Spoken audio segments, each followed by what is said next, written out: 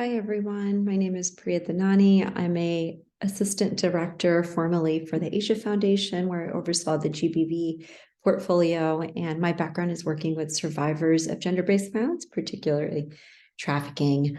I work with Sydney as a consultant for Shakti Sumaha to look at how caseworkers there were connecting their own stress levels, their own trauma, particular vicarious trauma, and their work around counseling and therapy that they were doing for their clients. So we did a pre and post survey. The pre-survey looked at what type of emotions they considered stressful, or what type of outcomes there could be due to stress, or hearing stressful stories or distressing situations with survivors. And then the post survey asked similar questions after they had gone through the training, to help them understand that the personal stress that they were facing and the traumatic stories that they were hearing, that they were taking that home with them, and it was impacting not only their work, but their personal well-being. We found incredibly high rates of sort of a lack of understanding that what type of heavy stress can have on the body and on mental health.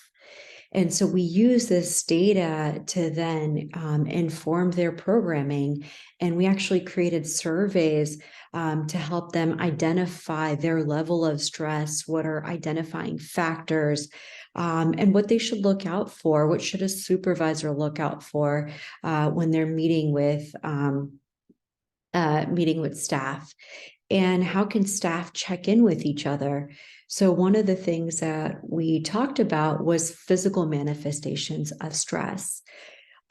Your brain actually expands when it is in a high stress situation. So all of us at some point or another have run late to a meeting or to work. And once you leave your house, or you're on a train, or you're driving, you have all these questions about, did I turn off the stove?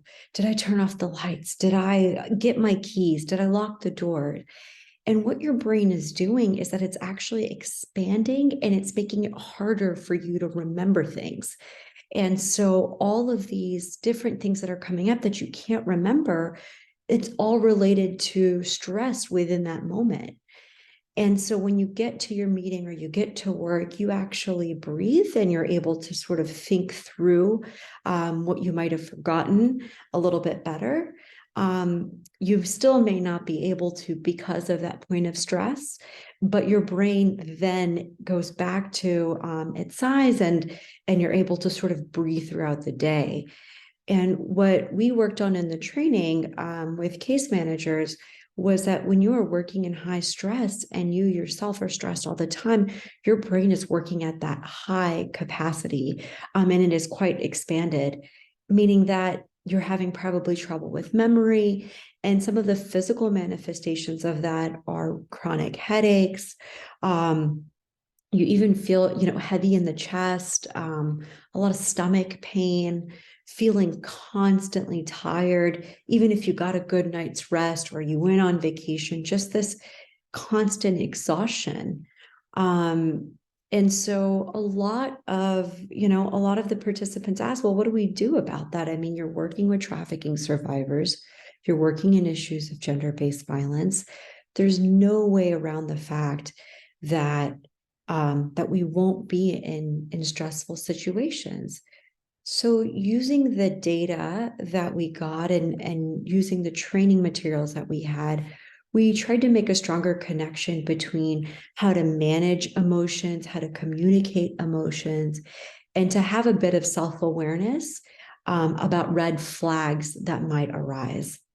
So when we ask participants, what is something that helps you calm down? What is something that helps you breathe or take the load off of the day? They said things like listen to music, watch a TV show, write, go for a walk, hang out with friends. And while all of those were incredibly great suggestions for trying to get your mind off of work, what it didn't do was create consistency. And part of what we were trying to get therapists and case managers to do was to create consistency.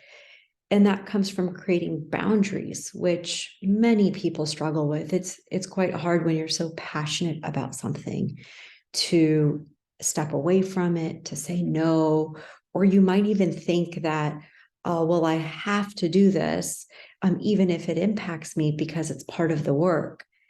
And I think one of the things that we help them realize is that part of burnout, part of compassion fatigue, and part of being empathetic all the time means that you don't create that space for yourself.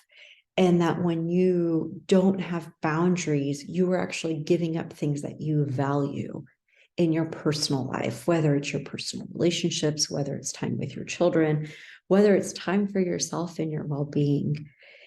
I think that having the data to show them how they thought about these issues and using the survey data as well was really jarring for them. They really thought, yeah, we're struggling, but this isn't so bad. But when they looked at the numbers to see, 85% of participants felt, well, my physical manifestations have nothing to do with stress.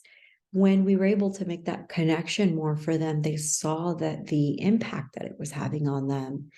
And when we asked them if they thought their friends, their family, or their community could also see those levels of stress, all of them answered 100% said that most likely that this is having a ripple effect on the people around them. And so I recognize that Sydney and others will be going more into areas on trauma-informed and survivor-centered care. But I think what's so important about data collection in this way is not to necessarily focus on violence in a way that might be re-traumatizing, but even things around violence, of how people process information, how they process their emotions, and what steps can you take as an individual to be able to address some of those harmful things that might creep into your everyday behavior and characteristics and the way that we approach different situations, how those become our habits, and we don't realize that they've become our habits, and those become even more difficult to break. So, what we really encouraged them to do was to write out these plans that they had made for themselves and to stick them up in a wall. So not only to hold themselves accountable, but to hold each other accountable. So that if that meant going home at a certain time, if that meant, taking mental health days more frequently, and on a day-to-day basis, recognizing when a case might have been too much and it might have been a lot to handle. I personally have gone through situations where I was affected by vicarious trauma and not recognizing that a case had impacted me so deeply related to my own childhood. And so I think that even those of us that work in this, that we try to be incredibly intentional about the boundaries that we set for ourselves, and recognize that this is also not just individual, but a systematic organizational change that needs to happen so that caseworkers and therapists and those working within an organization feel safe, feel comforted, and feel supported when they do need to address a situation, be honest about it, or speak up. So I hope you'll enjoy the rest of your training, and I'm happy to answer any questions. I can share my email address at the end of the session. Thanks, everyone.